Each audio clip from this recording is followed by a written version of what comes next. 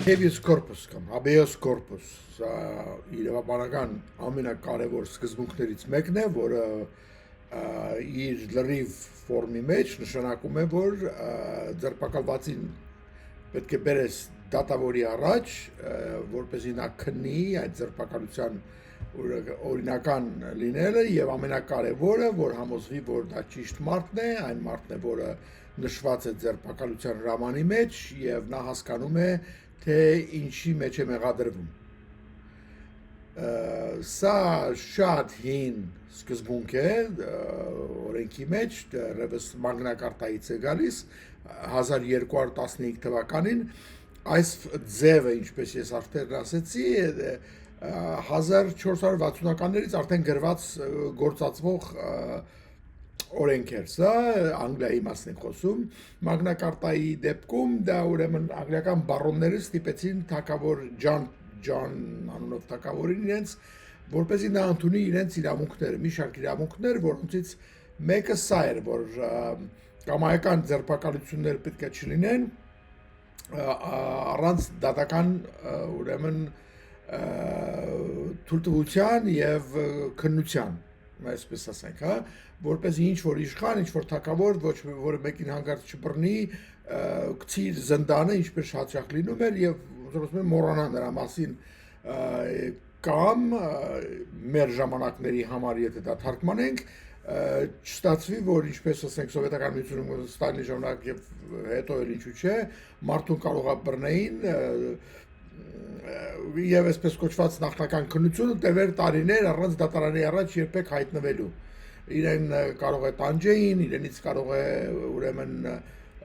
խոստովանություններ կորզեին, իրենից կարող է սուտ կամ կեղծ վկայություններ ուրիշների մասին կորզեին,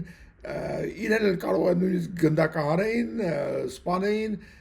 եւ հետո գործը ներկայացնեին դատարան արդեն ուսուցում են հաստատելու եւ դա մահապատիժը նշանակելու յետմահու կարծես, հա,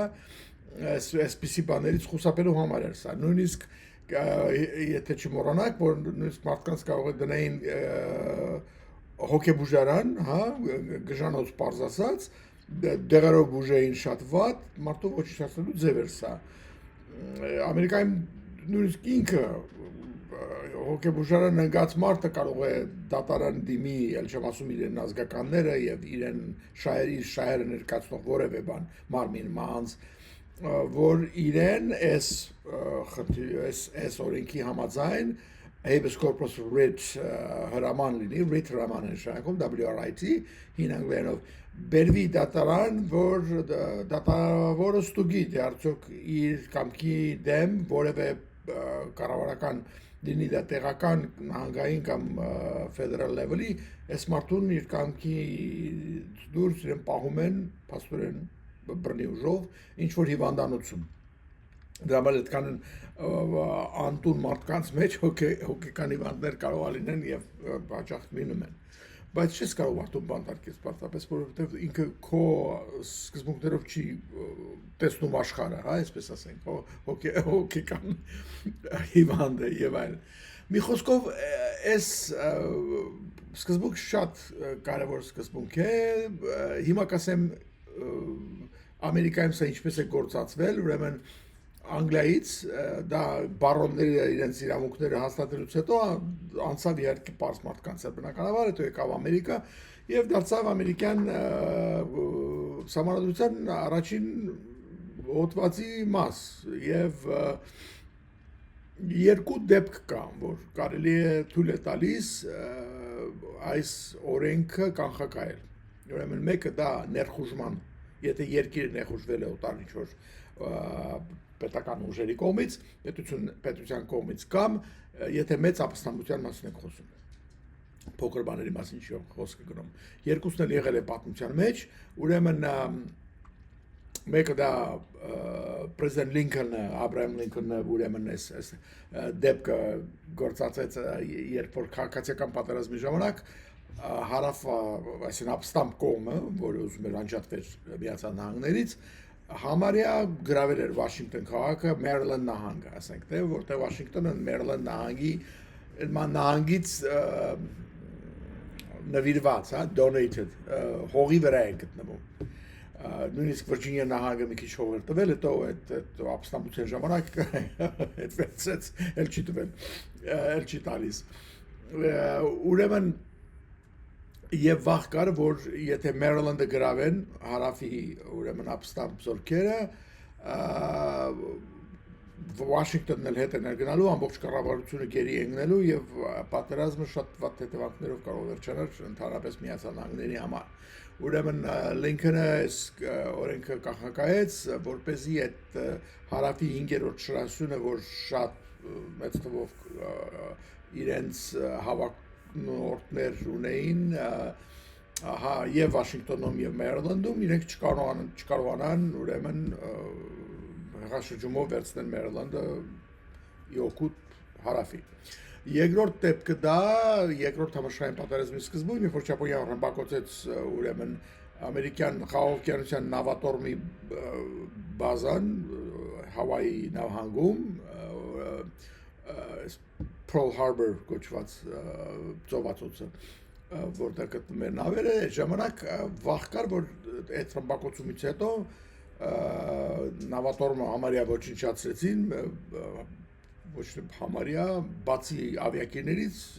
բոլոր մեծ, այսպես խոսած battleships-ը,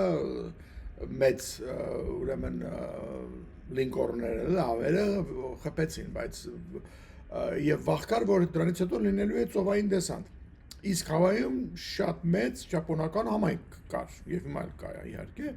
ճապոնացի ամերիկացիներ եւ իհարկե մի քանի օքի լրտեսում էին Ճապոնիայի համար, բայց կար եւ նահանգապետը օրենքը կանխակայեց, որպեսզի հանգարց ներխուժման դեպքում այս համայնքը ճապոնական չբարձրանա իօգուտ ներխուժող ճապոնական զորքերի։ Այս էլ երկու դեպքերն են։ Նույնիսկ ասեմ, որ 9/11-ի ժամանակ, երբ որ ուրեմն Խալիդ Շեյխ Մուհամեդ կոչվածը, որ կազմակերպիչներից մեկն էր, իրան ձերբակալեցին Աֆղանստանում, հետո շատ ուրիշ տերորիստների եւ այլն բռնել էին հազարներով, չբերեցին Ամերիկա, որովհետեւ դե էր Ամերիկա այդ օրենքը իրենց էլ էր վերաբերում, դա սուտը բրավ, այս օրենքները վերաբերում են քաղաքացիներին, բոլորովին այդպես չի։ Եվ իհարկե կրկես էր դառնալու, այդքան մարդու բերեց դատարան, ամեն օր տարբեր, իրենց պիտի իհարկե բնականաբար փաստաբան տաս,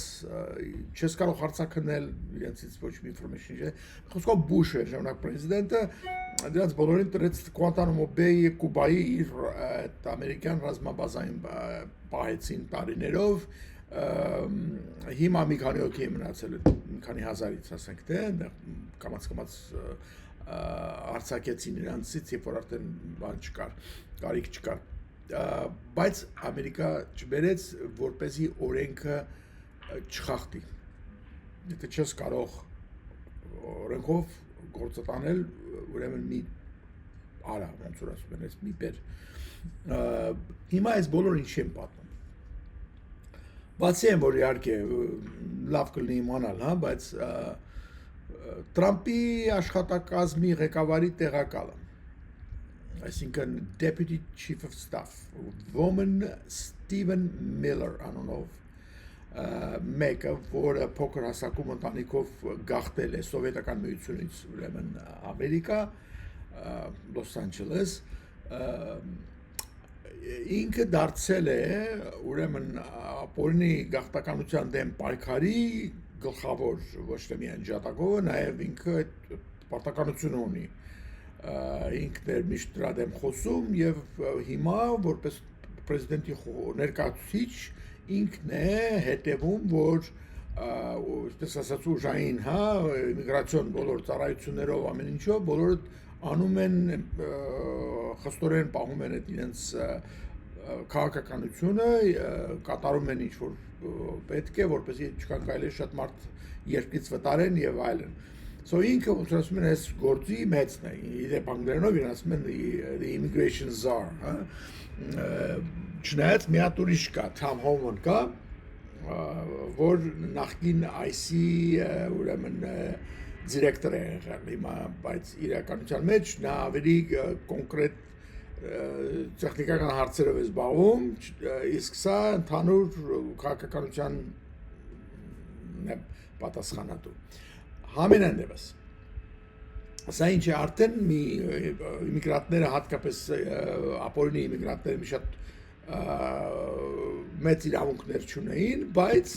Ստիվեն Միլլերի կարծիքով պետք է բոլոր այս բաներն էլ վերացնել, որպեսզի հեշտությամբ իրենցից ազատվեն եւ կարողանան երկրի ներսում իրենց ձերբակալել դուրս գցել։ Սահմանի վրա միշտ հեշտ է, դա խնդրեմ չի, երկրի մեջ տարիներով ապրողների մասին է խոսքը, նույնիսկ մարդիկ, որոնք արդեն legal status են ստացել, green card-ի են հասնում, արդեն այդպիսի դեպքերի մասին ենք խոսում, իհարկե սա շատ վախենալու բան է։ Ինչու է վախենալու բան։ Որովհետև դուք պատկերացրեք, թե սա կանխակայես է օրենքը, ինչ որ մի կլասի մարդկանց համար, դա նշանակում է բոլորի համար է կանխակայում։ Չես կարող ասել, որ միայն սրանց համար, միայն այս դեպքերի համար են կանում։ Այդպես ասում են, իհարկե, բայց գործակցության մեջ այդպես չի լինում։ Եվ հետևանքները շատ լուրջ կարող են լինել։ Եթե մեկը կարծում է, որ սա շատ հեռավոր տեսական ինչ-որ հարց է եւ դա իրենց չի վերաբերում, շատ սխալվում են։ Այս իմիգրանտների ոչ թե միայն ինչ-որ ասեն Գուատեմալայից են կամ չգիտեմ որտեղից են, որոնք հիմա վախեցած են իրենց ինչ է կատարվում, պետք է հայերն են դրա մասին շատ վախենան, դա ասեմ իրենց։ Իրենք հատուկ ինչ-որ պաշտպանություն չունեն օրենքներից կամ բացառություն չեն կազմում ոչ մի ձևի, իդեպ, բայց սկզբունքը, ինչպես ասեցի, վտանգի մեջ է գտնվում։ Իր փիլիսոփայությամբ Ստիվեն Միլլերի երկիրը գտնվում է, ինչպես է հիմնավորում իր ուրեմն այս արարքը, գտնվում է ներխուժման վիճակում, հարձակման մեջ,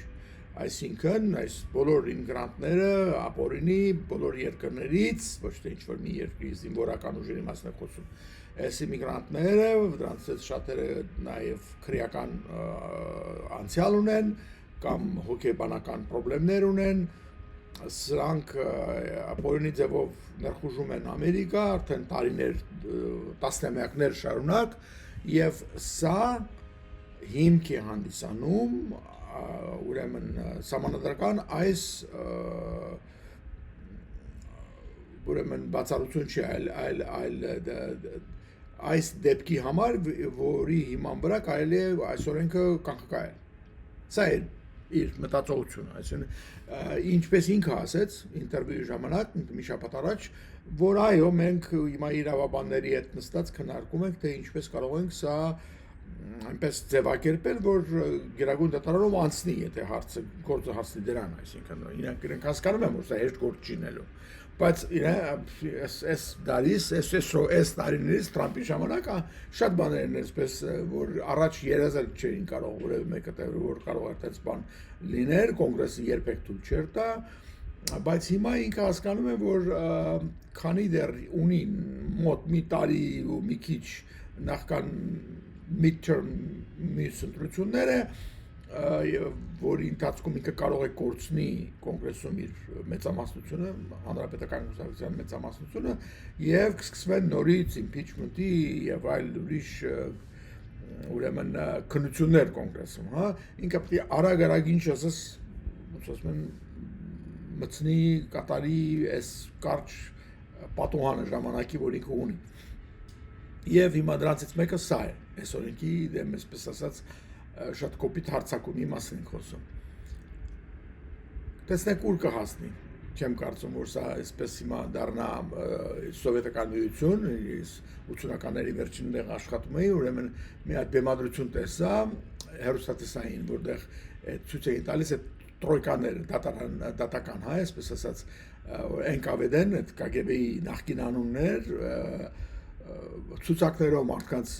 որոնց բռնել էին արդեն ամիսներով հարձակնել էին, իրացից ստացել են ամեն ինչ տանջել էին ֆլան, նույնիսկ գնդակահարել էին, հա, ցուցակները գալիս էին այս դատավորը իր երկու քաղաքացիական օգնականներով նստած, նայում են գործերը եւ առանց մարդուն տեսնելու դատավճիռ են կայացնում, մահապատիժ են տալիս մարդուն։ Պատկերացրեք այս վիճակը, ասկի դատարան չի գնում էլի մարդ։ Եվ մեկը ուրեմն այդ դատավորներից մեկը ինչ որ մի անուն է տեսնում ցուցակում, ասում է որ ես այս մարդուն ճանաչում եմ, ինքը լավ կոմունիստ է, ինքը չի ժողովրդի թշնամի չի, ես մի սխալմունք է եղել, չի կարող պատահի, ես համաձայն չեմ այս մարդու մահապատիժ ինչ-որ տալ եւ այլն, այդ NKVD-ի ուրեմն սպան գալիս ասում է որ մի հատ նայ ցուցակի մեջ տես իր անունի մոտ անունի կողքը կարմիր չեքմարկ կա, ինչ են ասում, գալոչկա, կա այնտեղ, որ նշանակում է ինքը արդեն գնդակահարված է։ Իզուր խնդիր մի սարքի, որտեղ կարող է վատ վերջանա հենց քեզ համար, հա։ Ու պատկերացրեք, ուրեմն ինչ ձևով է սա կատարում, որտեղ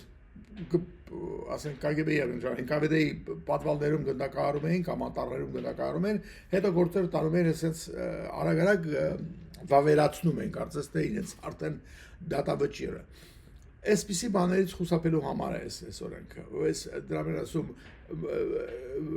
you shall have the body, իր մարմինը, իր կորպուսը, լատիներեն բառը մարմինա նշանակում, բերես իմ առաջ, ես տեսնեմ իրան, նախքան ես համաձայնում եմ, որ ինքը կարող է բանտարկված մնա, թե մյուս հարցերը հետո կորոշենք, մի հատ թող հայտնվի առջևս։ Եվ սա խոսում ենք ժամերի մասին, ոչ թե օրերի, շաբաթների, ամիսների մասին։ Կարևոր է։ Միջև չգնենք մարդ այդ վիճակում չի իմանա կամ երբ որ սկսում ես դա կիրառել, հասկանում ես նրա կարևորությունը։ Хорошо, մեզ հասկան։